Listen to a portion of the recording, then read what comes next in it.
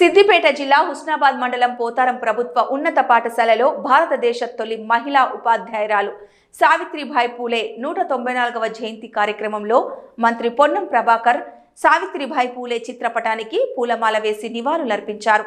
ఈ సందర్భంగా మహిళా ఉపాధ్యాయులను సత్కరించారు. సావిత్రిబాయి పూలే జయంతి సందర్భంగా మహిళా ఉపాధ్యాయ దినోత్సవంగా ప్రకటించుకున్నామని మంత్రి తెలిపారు. మహిళ సమర్థవంతురాలైతే ఆ కుటుంబం అన్ని విధాలుగా ఎదుగుతుందన్నారు. మహిళలు చదువుకోవడం నేరం అనే కాలంలోనే మహిళలు విద్యావంతులై అన్ని రంగాల్లో రాణించేందుకు సావిత్రిబాయి పూలే అవిశ్రాంతంగా పోరాడారన్నారు. ప్రభుత్వం నుండి ఆ తల్లి పేరు మీద పురస్కారం చేసుకొని మనం సమాజంలో నూతన ఒరవడి సృష్టించామన్నారు.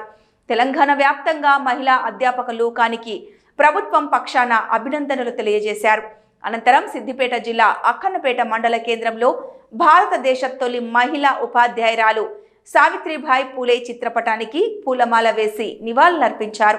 సావిత్రిబాయి పూలే మహిళలు చదువుకోవాలని నినాదించి సమాజంలో మేము సగం అని ఎదగడానికి కారకురాలైన సావిత్రి తెలంగాణ ప్రభుత్వం జయంతి సందర్భంగా తెలంగాణ ప్రభుత్వం మహిళా ఉపాధ్యాయ దినోత్సవంగా ప్రకటించడం ఎంతో అభినందనీయమన్నారు.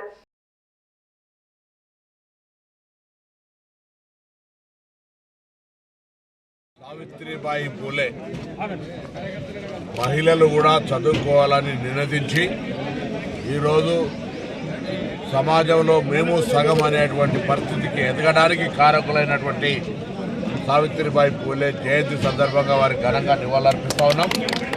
వారిని తెలంగాణ ప్రభుత్వం పక్షాన గౌరవించుకొని మహిళా ఉపాధ్యాయ దినోత్సవం కూడా ప్రకటించినాం.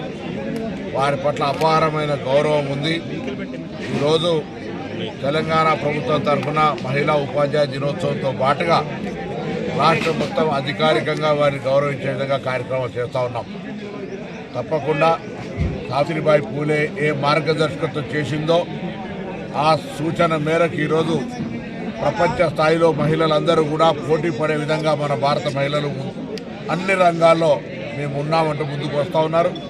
నేను భవిష్యత్తులో మరింతగా మహిళలకు సంబంధించి ఇంకా అన్ని రంగాల్లో అవకాశాలు దొరికిపుచ్చుకునేటువంటి విధంగా ఎదగాలని కోరుకుంటూ ఇప్పటికే తెలంగాణ ప్రభుత్వం అన్ని రకాల మహిళలకు ప్రాధాన్యత ఇస్తూ ఉంది. ఉచిత బస్సు మహిళలతో పాటుగా ఇందిరమ్మ ఇండ్లతో పాటుగా మహిళా సంఘాలందరినీ కూడా పటిష్టవంతం చేసి కోటీశ్వరులను చేయాలని విధంగా విద్యా వ్యవస్థలో వారికి అనేక రకాల వసతులు కలిగిస్తూ ప్రత్యేకంగా అనేకమైనటువంటి సౌకర్యాలు కలిగేసే ఈ సందర్భంలో